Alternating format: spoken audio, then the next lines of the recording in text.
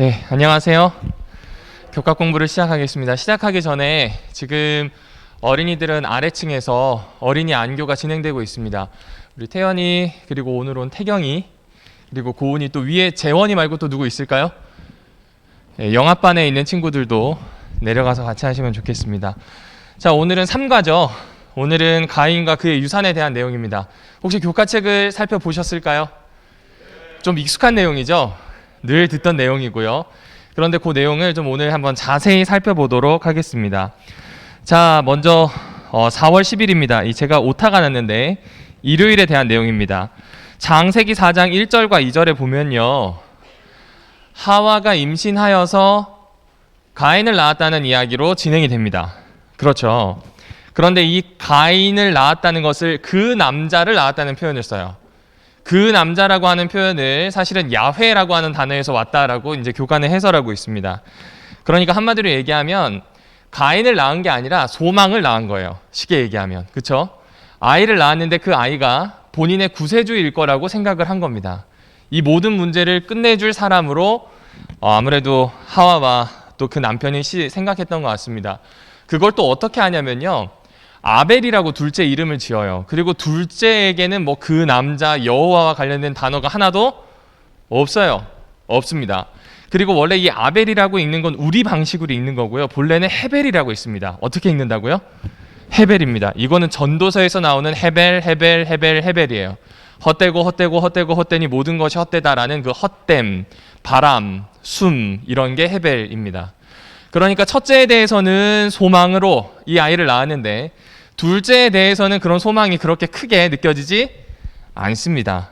얼마나 원했는지 모르겠습니다. 그런데 한번 잘 생각해 보십시오. 두 번째 아이를 낳을 때도 이 여자의 이름은 하와예요. 첫째 아이의 이름을 낳을 때도 이름이 뭐였을까요? 하와예요. 하와는 생명의 어머니예요. 약간 상징적인 지금 표현을 하는 거죠. 가인은 자신들의 기대를 가지고 낳았는데 이것도 하나님이 주신 생명의 씨앗이에요. 하지만 자신들이 이 기대를 가지지 않고 낳은 둘째 아들도 그 어머니의 이름이 뭐예요? 하와예요. 이것은 지금 분명히 두 사람이 다 생명의 씨앗이라는 이야기를 해주고 있는 거예요. 그리고 이 주제는요, 사실은 야곱과 그리고 에서에 대한 이야기로, 이스마엘과 이삭에 대한 이야기로 계속 옮겨지게 됩니다. 분명히 장자가 우선 돼야 되는데 장자가 아니라 차자가 하나님의 선택을 받게 되는 이야기와 꽤 많이 연결되는 부분입니다. 따라해 보실까요? 메타포. 네, 쉽게 얘기하면 비유예요.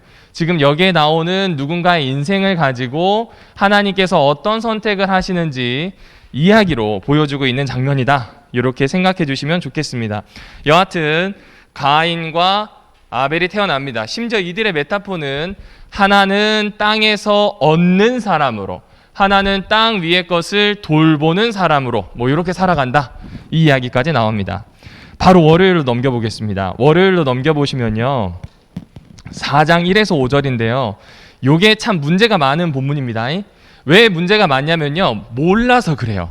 무엇을 모르냐면 히브리어를 몰라서 그렇습니다. 제가 지난번에 설명드렸던 것처럼 한국인들은 신학을 하기에 참 좋지 않은 언어를 가졌어요. 우리는 라틴어와도 가깝지 않고 그리스어와도 가깝지 않습니다.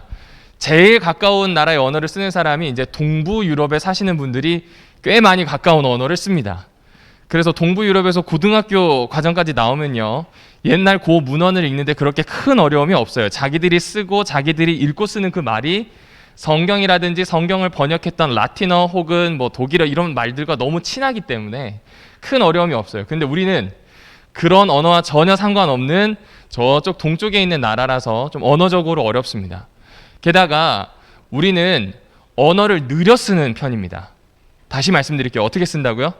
느려 써요. 예를 들어서 오늘 하늘이 맑다라고 하면 되는데 정말 하늘이 쨍쨍하게 맑다, 정말 뭐가 쏟아지는 것처럼 맑다, 이런 이 느려 쓰는 말들이 많아요. 그런데 다른 나라, 특별히 저쪽 유럽의 말은요, 간단하게 하나 안에 모든 것을 다 넣어버립니다. 아주 간단하게 표현하는 말들이 많거든요. 그리고 그런 단어는 우리에게 익숙하지 않아서 어려움을 줄 때가 많고요. 더 중요한 건 번역할 때 많은 문제를 일으킵니다. 다시요, 뭐 할 때요? 번역할 때 많은 문제를 일으킵니다. 하나씩 좀 살펴볼게요. 여러분, 여기 보시면 아벨은 양을 치는 사람, 그리고 가인은 어떤 사람으로 나오나요? 농부로 나옵니다. 그리고 땅에서 거둔 곡식으로 제물을 드렸고요. 그렇죠? 그리고 여기 있는 아벨은 양의 첫 새끼로 제물을 드렸어요. 자, 물어볼게요. 하나님이 왜 가인의 제사는 받으시고 아벨의 제사는 받으시고 가인의 제사는 안 받으셨을까요? 첫 번째, 제일 많이 나오는 대답, 피 없는 제사라서라고 이야기합니다. 가인의 제사가 피가 없다는 거죠. 이거 맞아요, 틀려요? 틀려요. 왜냐하면 레위기가 아직 쓰여지기 전이에요.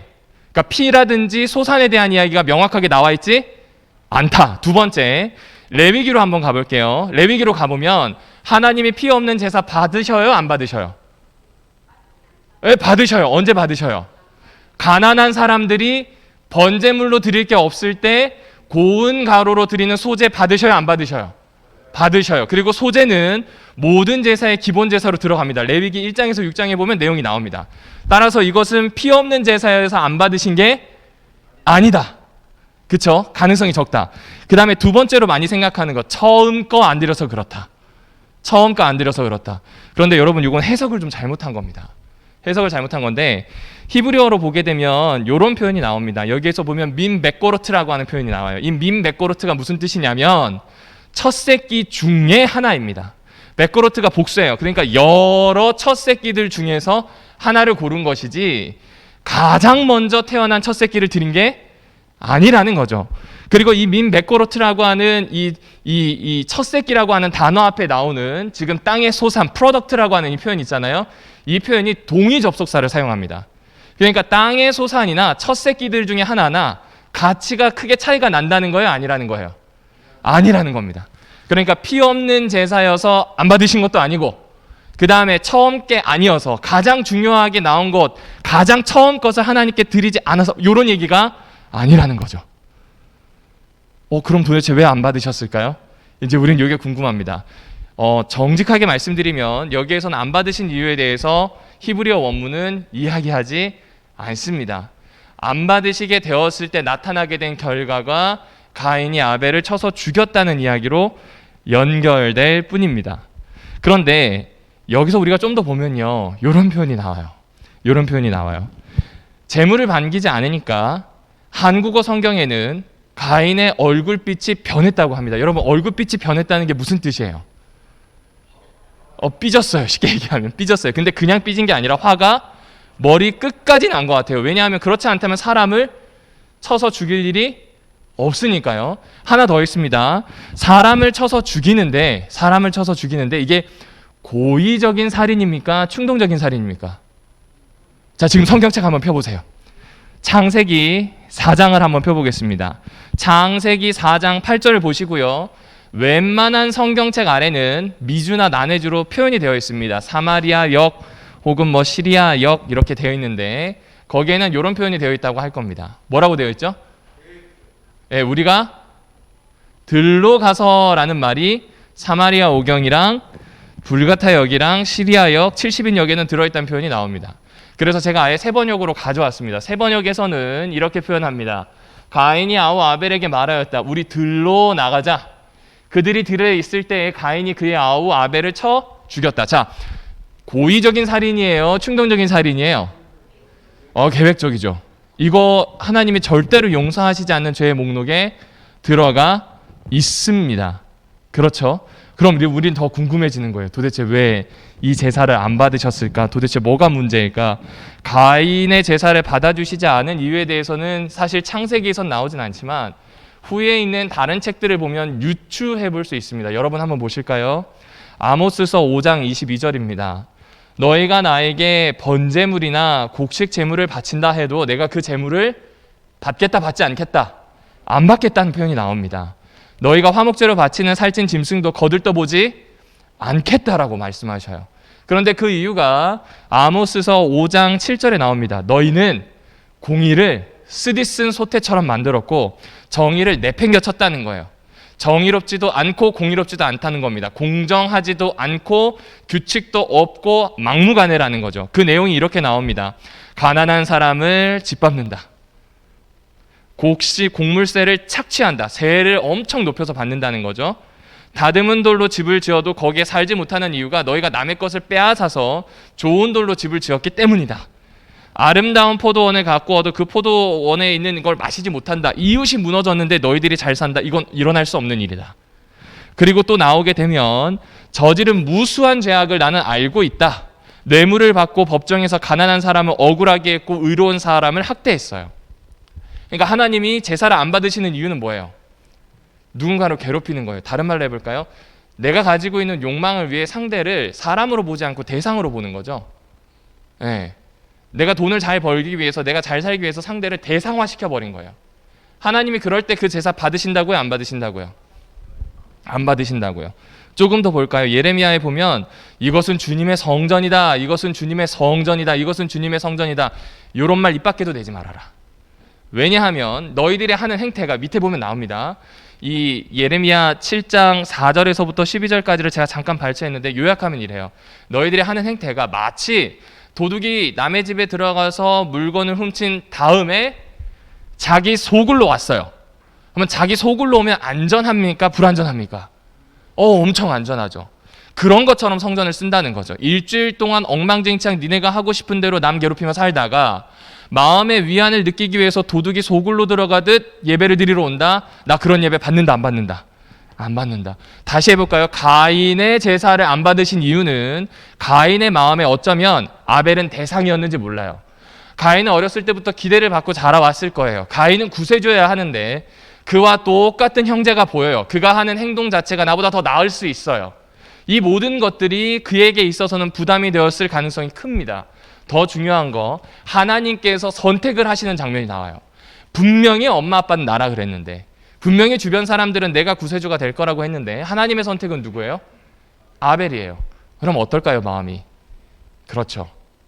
그냥 당연히 나를 따라와야 되고 나에게 종속되어 있어야 되는 그런 내 동생, 내 대상일 뿐인데 이 친구를 이웃으로 대하다. 이 친구가 사실은 내가 선택하였고 너에게 있어서는 참 중요한 사람이다 라고 하는 이 메시지를 가인은 좋아하지 않게 된 겁니다.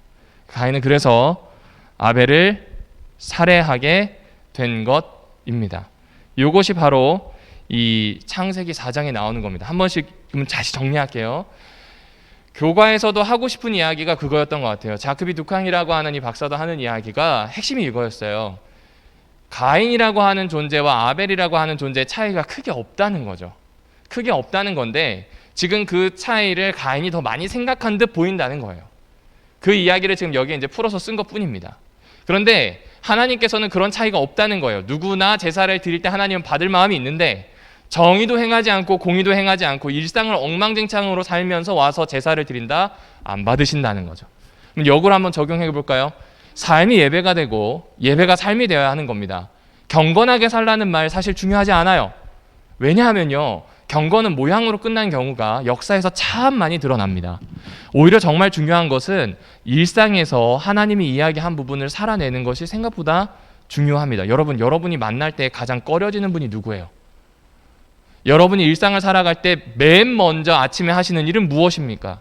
한번 돌이켜보세요. 지난 일주일을 봤을 때 일상에서 여러분이 정말 집중적으로 반복해서 하셨던 일은 무엇입니까? 이걸 이제 고민하도록 만드는 겁니다. 왜냐하면 창세기 1장에서 11장까지는 우리가 살고 있는 노동, 아픔, 폭력, 그리고 죄에 대한 결과, 다양한 우리가 가지고 있는 문제의 근원이 뭔지, 삶의 근원이 뭔지를 이야기해주는 기원의 역사, 시원사이기 때문에 그렇습니다. 그래서 이 부분을 기억해 주시면 좋겠습니다. 이제 가인에게 형벌이 내려지는 장면이 나옵니다. 가인에게 형벌이 내려지는데 가인에게 이렇게 묻죠. 너의 아우 아벨은 어딨니? 라고 물었더니 네, 어디 있습니다 라고 대답할까요? 안 할까요? 안 해요. 제가 아우를 지키는 자입니까? 라는 표현을 합니다. 지켜야죠. 이웃이라고 생각했다면요. 적어도 지켜야죠. 자기 동생이고 자기 가족이잖아요. 그런데 이미 가인의 마음속에서 동생도 이웃도 아닌 그냥 아무렇게나 해도 되는 존재로 아벨은 각인이 된 것 같습니다. 그리고 이때 11절에 보시게 되면 하나님이 저주를 하십니다. 가인과 뱀의 저주가 좀 연결되는 부분이 있어요. 둘 다 하나님으로부터 멀어지는 겁니다. 그러니까 인류가 가질 수 있는 가장 큰 저주가 뭔가? 그것은요 멀어지는 겁니다. 누구와 멀어지는 걸까요? 하나님과 멀어지는 거예요. 여러분 나중에 에베소서를 읽어보시면 하나님의 진노에 대한 이야기가 나와요. 근데 그 진노가 엄청난 분노를 우리에게 발해서 멸망시키는 얘기가 아니라 침묵으로 나옵니다. 침묵이 있는 경우는 멀어졌기 때문이에요. 상관이 없기 때문입니다. 하나님과 가인의 사이가 지금 그렇게 멀어지게 된 겁니다. 이제 그는 놋 땅에서 삽니다. 놋이라는 이름은 방황이란 뜻을 가지고 있습니다. 평생 뭐 하는 사람이에요? 방황하는 사람으로 살아가게 됩니다. 그러니까 하나님과 멀어지고 이웃과 멀어져서 평생 방황하게 되는 존재가 누구다? 인간이다라고 하는 부분을 우리에게 이야기해주고 있는 것이죠. 이렇게 생각해보면 인간의 운명이라고 하는 것이 참 서글픕니다. 끊임없이 옮겨 다녀야 하는 것이 우리의 모습이기 때문에 그렇습니다. 여러분은 어떠신가요? 여러분의 마음은 어디에 항구적인 안식처를 가지고 좀 이렇게 머물러 계십니까? 아니면 여전히 유리하고 계십니까? 그 내용이 가인의 형벌을 통해서 확인해 볼 수 있는 부분입니다. 자신이 했던 죄의 책임을 부인하는 아버지의 모습을 그대로 따라하는 가인, 그리고 그 가인의 어쩌면 후예일 수도 있는 현대인들에 대한 모습을 우리에게 보여주고 있는 겁니다. 조금 더 보실까요? 가인은요, 제가 이 형벌을 짊어지기엔 무겁다고 이야기합니다. 여러분, 이때 당연히 나와야 되는 게 회개예요. 그런데 회개는 잘 못해요. 그건 다 똑같습니다. 못하는 이유가 뭐냐면 자기에 대한 연민 때문이에요. 다시 생각해 볼까요? 나와 이 남이 있어요. 그쵸? 나와 남이 있는데 남보다 내가 나에겐 더 가깝잖아요. 그쵸? 다시 설명할게요. 내가 나에게 더 소중해요. 남보다 내가 소중해요. 그런데 이것이 정상적이지 않다는 거예요. 하나님이 만들었던 세상에서 남이 나보다 훨씬 소중하다고 하는 이야기를 아담과 하와의 창조를 통해서 보여준 겁니다. 그런데 지금 여기에서 보게 되면 남보다 누가 더 소중해요? 내가 소중해요. 심지어 잘못을 했더라도 남이 아니라 누구여야 돼요? 내가 더 나은 위치에 있어야 된다는 이야기를 하는 거예요. 이걸 자기 연민이라고 합니다. 자기 연민에 빠지게 된 그는 회개는 하지 않습니다. 어쩌면요, 나처럼 불쌍하고 나처럼 안 되고 나처럼 실패, 나처럼 나라고 하는 이야기가 들어가기 때문에 돌아가기 더 힘든지 모르겠어요. 그래서 회개는 웨슬리가 이야기한 것처럼 나를 버리는 과정인 것 같아요. 나를 버리고 하나님으로 향하는 것. 참되기 어려운 나를 버리고 하나님을 향하는 겁니다. 하지만 가인은 그 반대의 길을 가게 됩니다. 가인은 이 반대의 길을 멈추지 않았던 것 같습니다. 어느 동쪽 땅에 갔다가 그 동쪽 땅에 성을 짓습니다. 그 성을 짓고 이름을 에녹이라고 짓죠. 그런데 이 부분에 있어서도 말은 많긴 한데 제가 보기엔 딱 한 가지인 것 같아요. 하나님이 가인에게 약속을 해주셨어요. 너 내가 주는 표식을 줄게. 그게 뭐 문신이었는지 머리에 있는 건지 어떤 끈이었는지 아니면 하나님께서 특별한 임재를 상징하는 어떤 표시였는지는 잘 모르겠어요. 하지만 분명한 것은 가인에게 하나님이 표식을 주셨어요. 그 표식은 다른 사람들도 알아봐요. 그래서 가인을 건드릴까요? 건드리지 않을까요? 건드리지 않아요. 형제 살해범이라고 하면서 위해를 가하지 않겠다는 약속이 있습니다. 만약 그 약속이 있었다면 가인은 성을 지을 필요가 없죠. 누구의 돌보심을 신뢰하니까요? 하나님의 돌보심을 신뢰하니까요. 그런데 가인은 성을 짓습니다. 하나님의 돌보심을 신뢰하지 않는 거죠. 나 스스로 나를 돌보겠다. 그리고 자기 아들의 이름으로 성의 이름을 짓습니다. 그렇게 가인의 계보가 시작되어서 5번째쯤 가게 되면 라멕이라고 하는 남자가 등장합니다. 두 여자와 결혼해서 살았어요. 그리고 두 여자와 결혼해서 살며 노래를 지어 부릅니다. 여러분이 창세기 아래쪽에 라멕의 노래를 보면 들여 쓰어 놓은 흔적이 있습니다. 이게 뭐냐면 시거나 노래입니다. 사람을 죽여 놓은 다음 그 죽여 놓은 것을 노래로 만든 사람. 이거 참 아이러니합니다. 그게 누구냐면 라멕입니다. 그런데 그가 하는 노래도 터무니없습니다. 자신의 선조였던 가인에게 7배의 벌을 내리시겠다. 곧 가인을 건드리는 자에게 7배의 벌을 내리시겠다고 하는 걸 자기식으로 나를 건드리는 자는 77배의 벌을 받겠다라고 하는 자의적인 법을 내놓습니다. 이거 말이 되는 건가요? 말이 되지 않는 건가요? 아니에요. 살인범이 자기가 살인을 해놓고 자기를 건드리는 사람은 77배의 하나님의 보복이 있을 것이다. 말이 안 되는 이야기를 하고 있는 겁니다. 계속 이런 식으로 가인의 계보에서는 폭력이 나타나고 폭력이 나타납니다. 가인, 에녹, 그리고 쭉 내려와서 라멕까지 그렇습니다. 자, 그런데 오늘의 마지막, 이 사람의 악함에도 불구하고 창세기 4장 마지막에는 여호와 하나님을 예배하는 사람들이 나타나요. 아벨과 또 다른 시인 셋의 후손들입니다.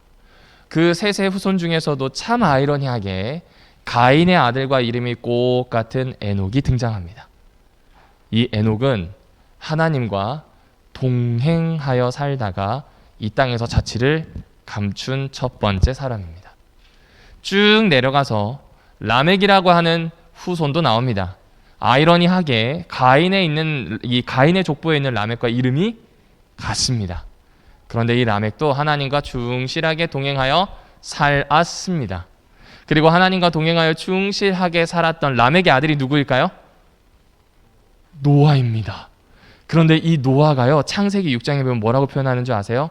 당대의 의로운 사람 플러스 하나님과 동행했던 사람으로 드러납니다. 너무나 다르죠? 한쪽은 자신들의 잘못을 노래하거나 덮는 사람이었다면 다른 한쪽은 하나님과 함께 동행하는 사람으로 나타나게 됩니다.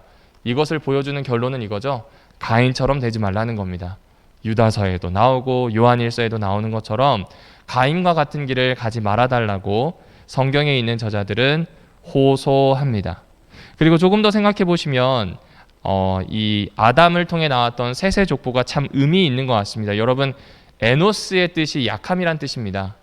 약한데 그때 비로소 하나님에 대한 예배가 시작됩니다. 맞아요. 내가 약하고 연약하다는 걸 알기 때문에 하나님을 예배했다는 것이겠죠. 에녹도 마찬가지입니다. 에녹의 삶을 보면 하나님과의 교제가 회복된 것, 그곳에 죽음이 아닌 생명이 있다는 걸 그의 삶으로 보여준 겁니다. 멀어진 하나님과 교제가 회복되면 죽음이 아닌 삶이 있다는 것을 보여준 에녹. 이 두 사람은 마치 우리들에게 상징적으로 어떤 신앙을 해야 되는지 보여주는 것 같습니다. 그러므로 오늘 집에 가셔서요, 꼭 창세기 3장과 4장을 읽어보시면 좋겠습니다. 3장은 어떤 방식으로 하나님과 멀어졌는지가 나오고 하나님과 멀어진 사람이 어떤 나쁜 선택을 하는지가 4장에 나오거든요. 그 내용들 안에서 가인의 길과 아벨의 길, 그리고 에녹의 길과 또 다른 에녹의 길, 라멕과 또 다른 라멕의 길, 그리고 마지막에 나오는 것처럼 그들의 후손들의 모습이 어떤 식으로 달라졌는지를 좀 함께 확인해 보시면 좋겠다 하는 생각이 듭니다. 잠깐 기도하고 교과 시간 마치겠습니다.